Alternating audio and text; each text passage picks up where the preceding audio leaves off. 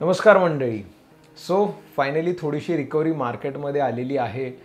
परवाच आपण एक व्हिडिओ बनवलेला की मार्केट एवढं का पडलं आणि HDFC बँकचं आपण थोडंसं डिस्कस केलेलं, पण म्हटलं एक थोडा अजून एक डिटेल आउटलुक ह्या निमित्ताने आपण एक देण्याचा प्रयत्न करूया. सो गेली 3 दिवस चर्चेमध्ये राहिलेला स्टॉक हाच होता, HDFC bank. By the way, हे परत एकदा डिस्क्लेमर देऊ इच्छितो की हे कुठलेही व्हिडिओ स्टॉक प्रमोशन किंवा रेकमेंडेशन नाही आहेत. एक जनरल मार्केटचा व्ह्यू आणि एक ॲनालिसिस एवढाच ह्याचा फक्त एक पर्पज असतो, एज्युकेशनल पर्पजसाठीच. सो 3 दिवस एक म्हणतो ना लुझिंग स्ट्रीक ह्या बँकेने HDFC बँकेने दाखवल्यानंतर आज कुठेतरी मार्केट स्थिरावलं आणि ह्याला रिझन होतं काल आलेला अमेरिकेमधला एक डेटा. सो त्यामुळे अमेरिकेमध्ये रिकव्हरी आली. सो ओव्हरऑल आपल्या मार्केटमध्ये पण आपण त्यामुळे रिकव्हरी पाहिली. पण कालचा आणि परवाचा म्हणजे हा व्हिडिओ आपण आज बनवत आहोत 19 जानेवारीला. 17 जानेवारी आणि 18 जानेवारीचे जे 2 दिवस मार्केट पडलं आणि विशेषतः बँकिंगमध्ये जो फॉल आला ह्याचं एक ओव्हरऑल आपण एक वेगळ्या अँगलने ह्याच्याकडे बघूया की नेमकं काय घडलं. एक डेटा आपण आज ह्या स्क्रीनच्या माध्यमातून बघणार आहोत, ज्यामध्ये आपल्याला ही जास्त क्लॅरिटी येईल की हे करेक्शन किंवा आपण म्हणजे हे हेल्दी करेक्शनमध्ये आपण जातो आहोत का, किंवा एक रिकव्हरी आपण लगेच एक्सपेक्ट करू शकतो. तर हे आपण एकदा डेटाच्या माध्यमातून बघूया. मुख्य करून आपण एक गोष्ट लक्षात घेतली पाहिजे की HDFC बँकेचा ADR म्हणजे ज्याला आपण म्हणतो अमेरिकन डिपॉझिटरी रिसिप्ट, म्हणजेच थोडक्यात आपण एकदम सोप्या भाषेत असं म्हणूया की ही कंपनी अमेरिकेमध्ये पण ट्रेड होते, त्याला आपण म्हणूया ADR, राईट. सो तिथे पण गेले 3 दिवस सलग हा स्टॉक मोठ्या प्रमाणात पडला. आता तिथे पडला याचा अर्थ कोण, तर तिकडची लोक त्यामध्ये सेलिंग करतात, तिकडचे इन्स्टिट्यूशनल त्यामध्ये सेलिंग करतात. आणि भारतामध्ये पण ज्या अर्थी हा स्टॉक एवढा पडला याचा अर्थ ह्याच्यामध्ये FISची सेलिंग मोठ्या प्रमाणामध्ये झालेली आहे. हा एकच स्टॉक असा आहे की जिथे हायेस्ट FISची ओनरशिप आहे, म्हणजे फॉरेन पोर्टफोलिओ इन्व्हेस्टमेंट ज्याला आपण म्हणतो, FIS किंवा FPS ह्यांची सगळ्यात फेवरेट स्टॉक असं आपण HDFC बँकेकडे पाहत असतो. सो त्यांची एक मोठी सेलिंग आली. जर 17 जानेवारीचा जर FISचा टोटल डेटा जर आपण पाहिला, म्हणजे ह्यांनी आपल्या मार्केटमध्ये टोटल किती विक्री केली, तर तो नंबर येतो 10,500 करोडचा. आणि ॲक्च्युअल फक्त HDFC बँकेमधला जर आपण सेलिंग जर पाहिली तर ती 8,500 करोडची आहे. म्हणजे ॲक्च्युली मार्केटमध्ये नॉन HDFC सेलिंग जर FISची पाहिली तर ती फक्त 2,000 कोटीची आहे. काल 18 जानेवारीला सुद्धा मार्केटमध्ये FISची सेलिंग ऑलमोस्ट 9,500 करोडच्या आसपास. एक्झॅक्ट डेटा आपण आता पाहूयाच. तरीसुद्धा मार्केटने हे बऱ्यापैकी पचवलेलं आहे. मी एकदा पटकन स्क्रीनच्या माध्यमातून हे दाखवतो. सो हा डेटा आहे FIS आणि DIS दोन्हीचा, म्हणजे बाहेरील आपले म्हणतो ना बाहेरचे इन्स्टिट्यूशन आणि आपले स्थानिक गुंतवणूकदार म्हणजे म्युच्युअल फंड, इन्शुरन्स वगैरे वगैरे, PF वगैरे हे सगळे आले. सो जेव्हा रिसेंटली आपण निफ्टीवर 22,000चा फिगर पण बघितला 15 जानेवारीला, पण त्याच्यानंतर हे जे 3 ट्रेडिंग सेशन आपण या ठिकाणी बघतो आहोत, म्हणजेच 16 जानेवारी आणि हे विशेषतः 17-18 जानेवारी, हा 17 जानेवारीचा जो फॉल आहे, जो स्काय ब्ल्यू पार्ट आपण जो बघतो आहोत तो आहे FISचा डेटा, FISची सेलिंग फिगर. आणि ही जर या ठिकाणी आपण पाहिली तर ती आपल्याला दिसते अप्रॉक्सिमेटली ॲक्च्युअल टर्म्समध्ये ही सेलिंग आहे FISची 10,500 करोडची. आणि लगेचच दुसऱ्या दिवशी परत ही सेलिंग कंटिन्यू राहिलेली आहे आणि दुसऱ्या दिवशीची सेलिंग आहे 9,900 म्हणजे ऑलमोस्ट 10,000 करोडची. सो 10.5 आणि 10 20,500 करोडची सेलिंग फक्त 2 दिवसामध्ये FISची झालेली आहे. आता ही सेलिंग खास का आहे, म्हणजे एका अर्थाने म्हणायला गेलो तर ह्या 2 दिवसामध्ये मार्केटमध्ये फॉल कितीचा आला, तर निफ्टी 17 जानेवारीला 2% पडलेला आहे. मी थोडं झूम आउट करतो, बघायला सोपं दिसेल आपल्याला. सो निफ्टी 2% पडलेला आहे 17 जानेवारी. 18 जानेवारीला निफ्टी जेमतेम 0.5% पडलेला आहे, म्हणजे 2.5% हा फॉल आहे असं आपण म्हणूया मार्केटमध्ये. यावरून मी एक थोडीशी आठवण करून देतो, जेव्हा कोरोना पिरियड आलेला, राईट, मार्च 2020चा तो महिना. पण तो जो एक्झॅक्ट आपण जर जानेवारी, फेब्रुवारी, मार्च ह्या 3 महिन्याचा जर डेटा पाहिला FISचा, तर ह्या 3 महिन्यामध्ये FISची सेलिंग ही जवळपास 40,000 करोडच्या आसपास होती. म्हणजेच आजपासून एक्झॅक्ट 4 वर्षापूर्वी जर आपण चित्र पाहतो तर 3 महिन्यात जेव्हा FIS 40,000 करोडची सेलिंग करत होते तेव्हा आपलं मार्केट टॉपपासून जर आपण मोजलं तर ते 38% खाली आलेलं होतं. एक्झॅक्ट म्हणूया ना 40,000 करोडच्या सेलिंग समोर 40%चा फॉल, अप्रॉक्सिमेट 40%, 38% एक प्रिसाईज फॉल आलेला होता. पण ही सेलिंग 3 महिने होती आणि त्यातल्या पण मार्च महिन्याला आपण म्हणतो की मार्च हा एकदम स्टीप, एकदम शार्प फॉल होता.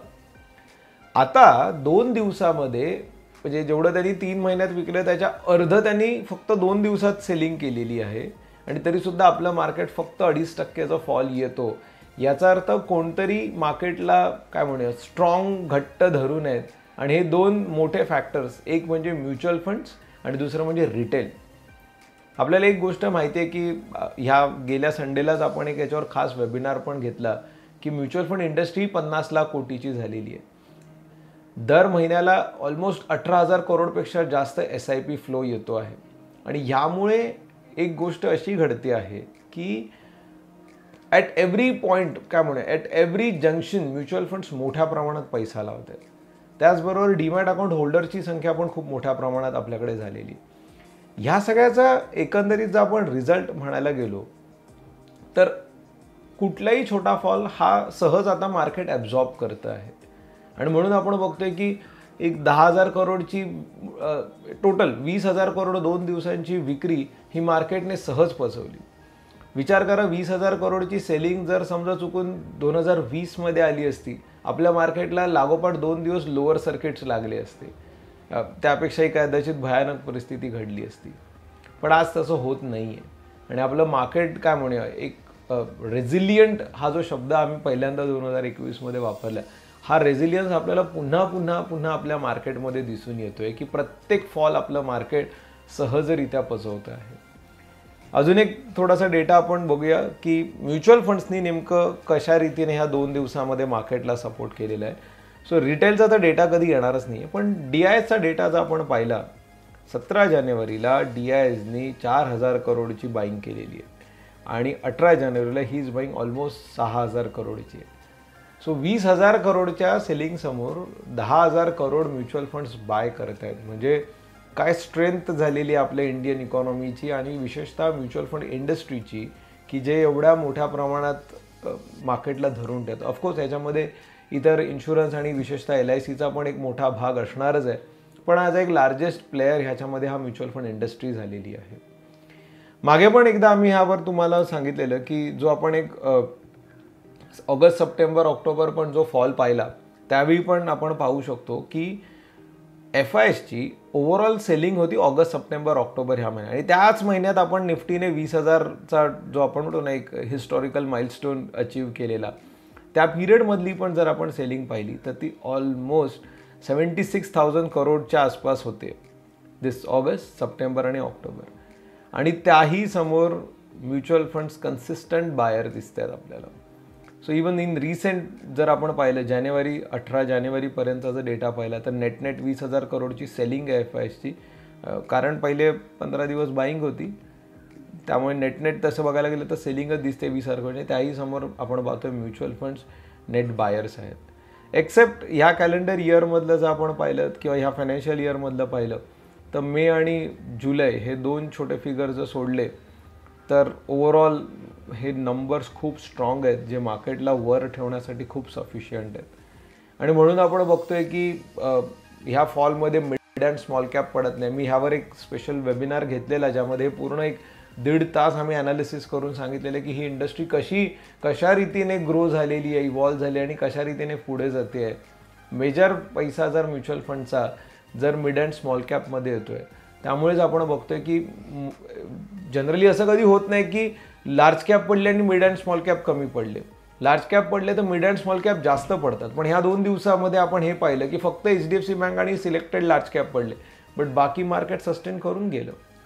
सो ही एक स्ट्रेंथ आहे इंडस्ट्रीची जी झालेली आहे आणि ह्याचा कुठेतरी बेनिफिट हा इंडियन इन्व्हेस्टर्सना मिळतोय की पैसा आपला म्हणतो ना आपली इक्विटी मार्केटमधली संपत्ती वरती टिकून राहिला याच्यामुळे मदत होते.